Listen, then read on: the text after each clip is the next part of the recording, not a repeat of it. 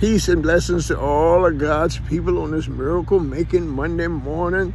I want to speak to you this morning. I want to share from my own personal experience of walking this big old ball of mud we call planet Earth for 70 years.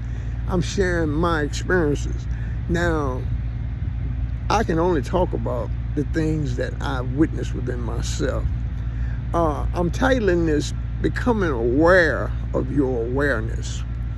Aware of your awareness. Contrary to popular belief, a lot of people never even think about the mind. When they said the mind, they don't look for no specific, they say, oh, I know what my mind is. Yeah, but according to psychology, the mind is a label maker. It describes things to you. No, it is not your all in all. It's just a part of a mechanism. The mind describes things. The descriptions it gives you operates within the laws of opposites. What they say in scripture, when everything's made in pairs, love, hate, up, down, here, there, subject, object. To become aware of awareness, you must first acknowledge. First, you got to slow up and say, okay, let me see what this information is that I'm processing through my mind. And my mind's just sticking these labels on. Okay, now once you establish that, you find that you are the subject and you are focusing your awareness on an object. When we do not follow this particular universal law, what happens is we become focused on the object rather than maintaining our position of control as being subject. We are the one that's subject. In other words, this awareness of awareness, opens the door for you to see how you create your own realities. Your realities is your own personal recipes as to how you experience certain feelings. There's some people you love to be around them. Some people you can't stand to hear their name. The opposites are dynamic. You have to be aware of your awareness to come into creative intelligence. Creative intelligence is the level of intelligence where we become problem solvers. Now, let me step back to subject and object a little bit. Subject is like a thermostat. A thermostat gives you the power to control the temperature, all right? A thermometer is like your mind. It's just reporting. It'll tell you what the temperature is. They got this dangerous stuff inside of it, mercury, whatever it is. Well, you got digital stuff now, but back in the day, they had mercury in there. You see how ignorant what we don't come from? But anyway, a thermometer describes the temperature to you. The thermostat gives you control. As subject, you control the object through your perception of it. See, the perception becomes twisted when ego, that's an acronym for easing God out, or not becoming aware of something. Not becoming aware of your ego allows your ego to become a dictator. One more time. Your ego, unmindful of the function of your ego and how it's operating in a situation, is going to become a cruel dictator. Yeah, I know everybody finds themselves doing something. Why am I doing? I know it. You know you ain't got no business doing it, but you go ahead and do it anyway. That's because your ego is your command center. See, contrary to popular belief, we shouldn't remove or murder our ego. You need your ego. Your ego is going to, once you bring it under self-discipline, and see, that's another thing that's a requirement under the law. This is why you have to strive at your own pace and at your own rate of gaining self-control. No, it's more than just going on a diet or getting health and all that. You have to not allow the objects in your life to control you. Thermostat. See, you got the controls in your hand. And if you ain't driving your car, who is?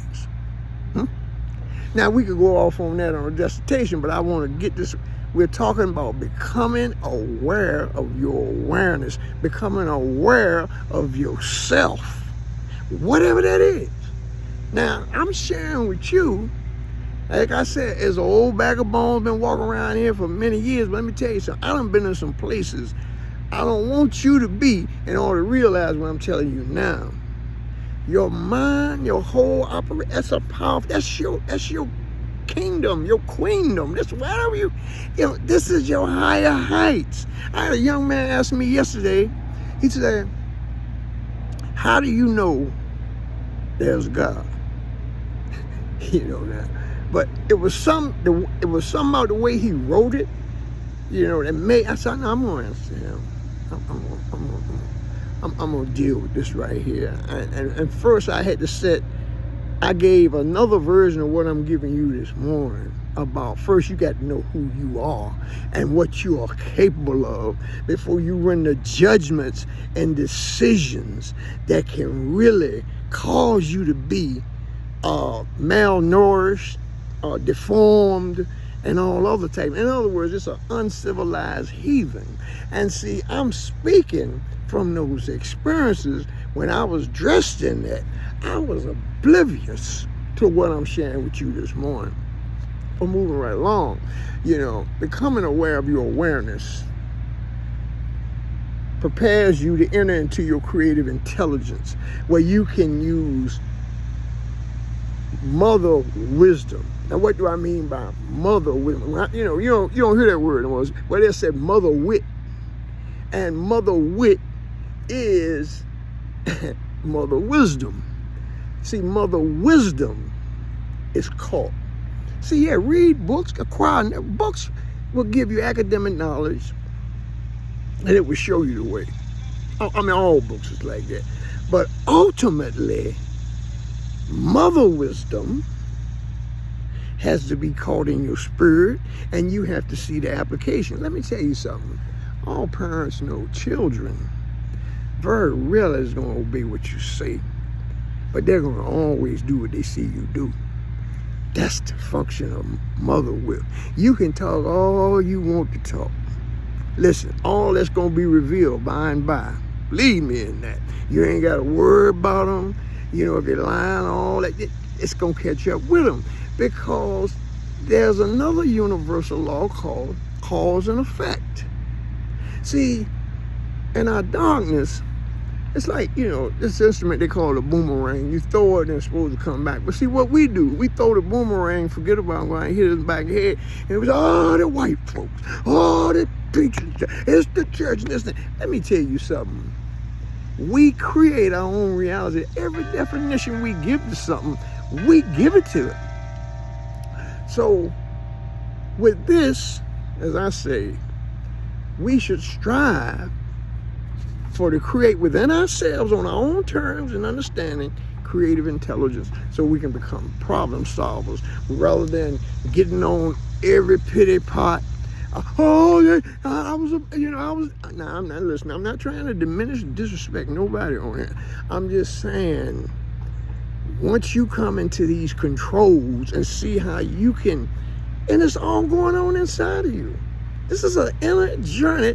No, nobody can do. You have to do this for yourself on your own terms and your own time. You know, this is why I pray every day to be given occasion and opportunity. Because let me tell you something, you can't change nobody but yourself. Now, I'm going to cut this right now, and I hope this be Rastafari right with you. No, I'm sharing with you I want you to research it within yourself on your own terms. As I say, all them books you read and everything, if you can't see yourself in that, if it's not a resonance, if it's not something going on between you and its subject, object, you got to have that control, man. You got to know that your ego, after it's been there running thing for a while, it don't want to surrender the reins to itself. So you have to start instituting inner self-control. Peace and blessings to all of God's people. And I pray I gave somebody a miracle today.